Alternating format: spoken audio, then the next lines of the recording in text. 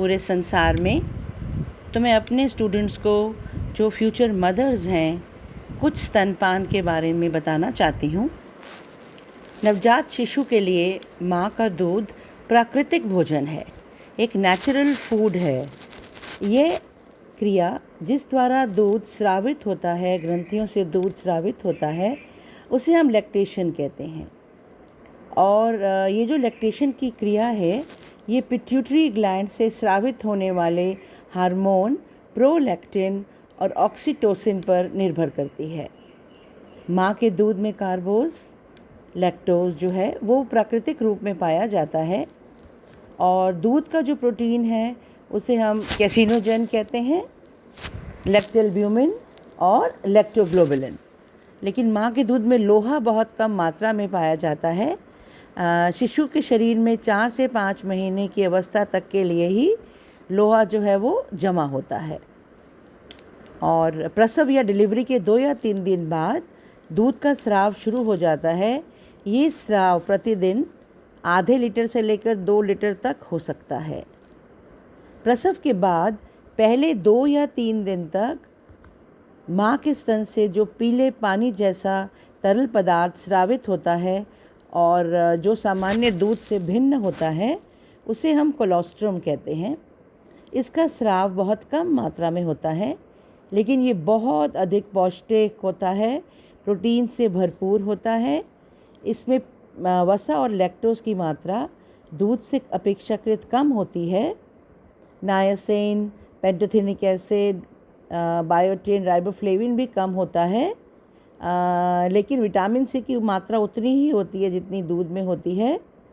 Colostrum जो है इसमें वायरल विरोधी, या जिसे हम कहते हैं एंटीवायरल कारक हैं, जो कि बच्चे को इम्यूनिटी देते हैं या रोग निरोधक क्षमता देते हैं। इसीलिए जन्म के बाद बच्चे को कोलेस्ट्रम देना या पिलाना बहुत ज़रूरी होता है। माँ का दूध बच्चे के लिए अमृत के समान होता है। ये पौष्टिक होता है, बच्चे को रोगों से बचाता है, मानसिक, आर्थिक, शारीरिक और अन्य लाभों के अंतर्गत भी जो माँ का दूध है वो ऊपरी दूध से बहुत बेहतर होता है। अभी आपको मैंने बहुत ब्रीफ में बताया कि माँ का दूध एक शिशु के लिए क्यों अमृत के समान कहा जाता है, या उसे क्यों आइडियल या best food suitable for infants कहा जाता है। लेकिन यदि माँ चाहती है कि बच्चा स्वस्थ रहे, मानसिक और शारीरिक रूप से हृष्ट पुष्ट रहे, तो एक दूध पिलाने वाली माँ को अपने आहार का बहुत ध्यान रखना पड़ता है। उसे कुछ बातों की ओर ध्यान देना होगा। उसे अब संतुलित आहार लेना चाहिए, जिसमें प्रोटीन, विटामिन, मिनरल्स या खनिज लवण ज़्यादा हों। वसा और कार्बोज की मात्रा के ऊपर नियंत्रण रखना पड़ेगा, और प्रत्येक दिन कम से कम 3 से 4 कप दूध माँ को अवश्य लेना चाहिए, ताकि वह बच्चे को जो दूध पिला रही है उसमें सभी तत्व उपयुक्त मात्रा में हों और दूध भी पर्याप्त मात्रा में स्रावित हो।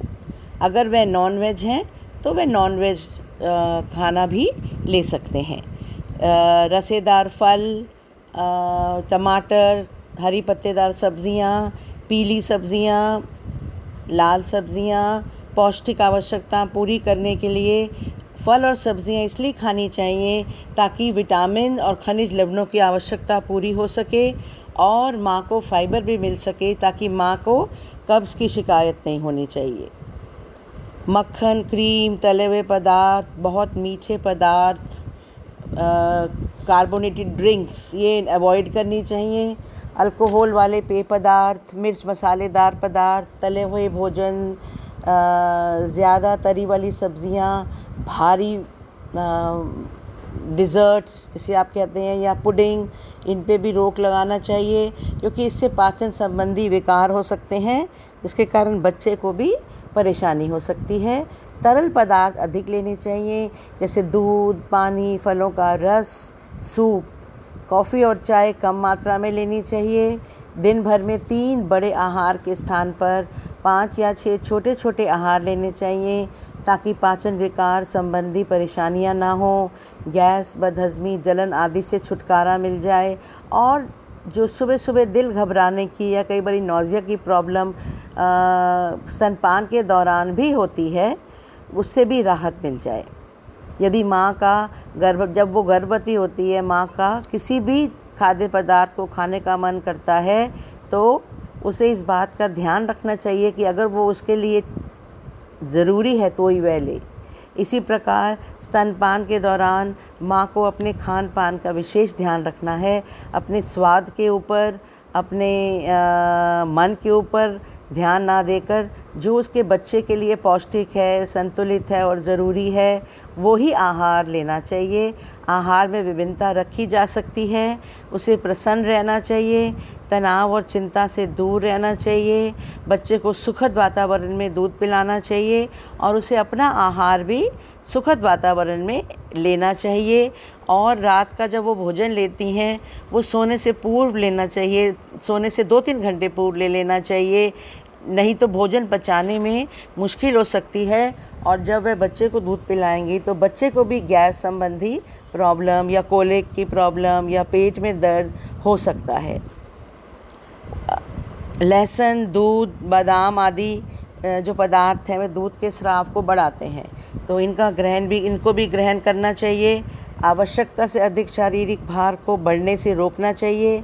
जब माँ के दूध के साथ साथ हम बच्चे को ऊपरी आहार देना शुरू कर देते हैं, जिसे हम सप्लीमेंट्री फूड कहते हैं, तो माँ को अपना आहार कम कर देना चाहिए। तेज़, सुगंधित, मिर्च मसाले वाला भोजन नहीं लेना चाहिए और उचित आहार के साथ साथ माँ को, बच्चे को मानसिक रूप से भी स्वस्थ रखने के लिए माँ को उचित विश्राम लेना चाहिए, तनाव रहित रहना चाहिए और बच्चे को दूध पिलाने की इच्छा रखनी चाहिए। दूध पिलाने की अवस्था में दवाइयों का सेवन बिल्कुल कम कर दिया जाता है क्योंकि दवाइयाँ दूध में स्रावित होती हैं। एक धात्री माँ या एक लैक्टेटिंग मदर के लिए कुछ खाद्य पदार्थ जो हैं बहुत लाभदायक होते हैं, जैसे बादाम, नारियल की खीर ले सकती हैं वो, गाजर का हलवा हो गया, कैरमल कस्टर्ड, लहसुन और प्याज की चटनी ले सकती हैं, पराठा ले सकती हैं, पनीर का पराठा ले सकती हैं। उनका नाश्ता सबसे अच्छा होना चाहिए। मिश्रित अनाजों का वो प्रयोग कर सकती हैं, लस्सी का प्रयोग कर सकती हैं, हरे पत्तेदार सब्जियां ले सकती हैं और बहुत भारी खाद्य पदार्थ ना लेकर आसानी से, आराम से पचने वाले खाद्य पदार्थ लेने चाहिए। और सबसे ज़्यादा ज़रूरी ये है कि उसे खुश रहना चाहिए ताकि वो स्वयं भी हेल्दी रहे और बच्चा भी हेल्दी रहे। Thank you.